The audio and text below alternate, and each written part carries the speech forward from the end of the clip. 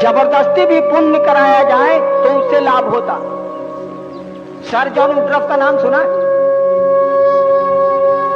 Calcutta high court में जज थे। उस समय एक ही हाई कोर्ट था पूरे देश में, कलकत्ते में। वहां एक जज थे, नाम था सर जॉन वुडरॉफ। एक बार एक भारतवर्ष का आदमी सर जॉन वुडरॉफ से मिलने गया। उस भारतवर्ष के आदमी ने कहा, धोती कुर्ता में वो आदमी गया, नाम बाद में बता देंगे। कहा कि वेल मिस्टर जस्टिस, मैं हिंदी में बोलता हूं। कहा कि सुनिए जज साहब, हमारे एक शिष्य ने खून नहीं किया है। आज आपके न्यायालय में उसका केस आया है, उसको फांसी नीचे हो गई है, आप उसको माफी दे देंगे। अंग्रेजी में उसने कहा उस जज को। भाई आज जो जज साहब के यहाँ कोई बात कहने जाए तो वो अरेस्ट होगा। वो जमाना था साहब। सर जॉन वुडरॉफ ने कहा गेट आउट।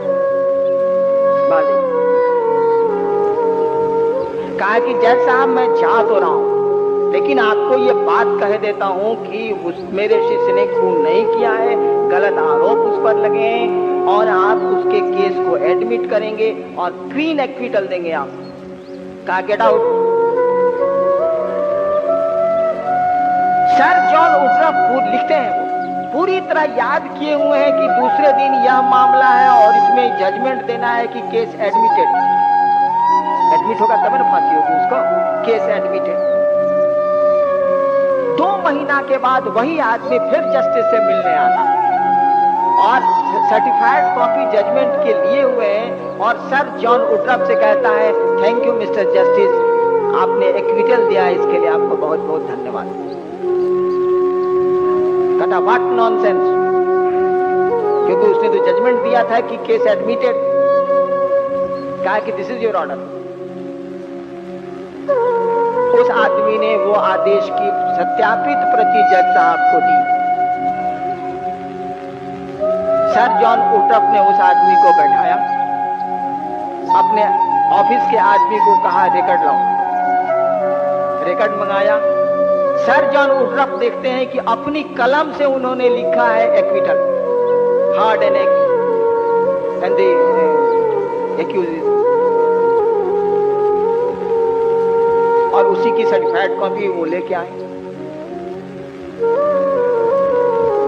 15 मिनट 20 मिनट तक सर जॉन वुडरॉफ सोचते रहे। उसके बाद सादा पन्ना खींचा। उस समय गवर्नर जनरल इन काउंसिल होता था, मतलब उस समय वही सबसे बड़ा अफसर होता था इस देश में। लिखा governor general in council, I sir John Woodroffe hereby resign. Sir John Woodroffe ने रिजाइन कर दी। और जो आदमी गया था यह बात करने के लिए, उसी के शिष्य हो गए।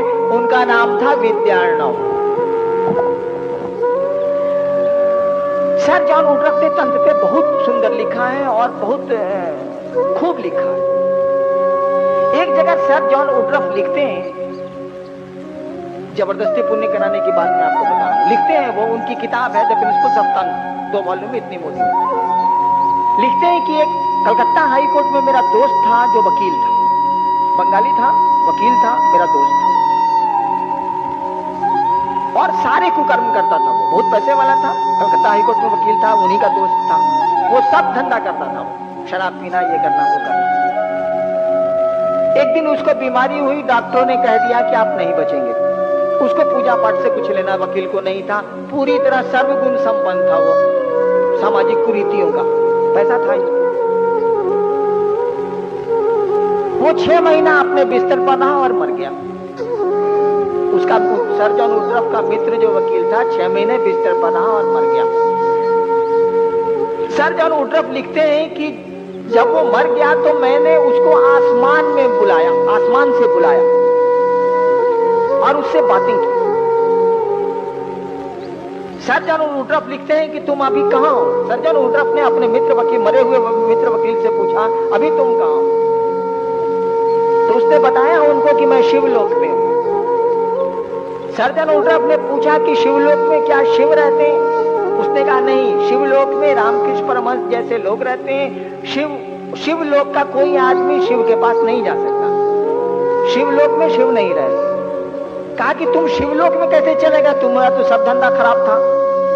कहा कि जानते हैं जब हम 6 महीना बीमार रहे तब तो कहीं जा नहीं सकते थे, तो मेरी पत्नी क्या करती थी कि कभी रामचरितमानस, कभी गीता, कभी महाभारत, सब बंगला में है, सब ले लेके पढ़ के हमको सुनाया करती थी। और तो मैं बिस्तर पे पड़ा था, कुछ कर नहीं सकता था, कहीं जा नहीं सकता था, लाचारी पत्नी पढ़ती रहती थी, मैं सुनता रहता। मरने के पहले तक मेरे भी कुछ भाव जग गए परमात्मा के प्रति, और देखिए ना, मुझको प्रेतलोक में जाना चाहिए था, मैं शिवलोक में।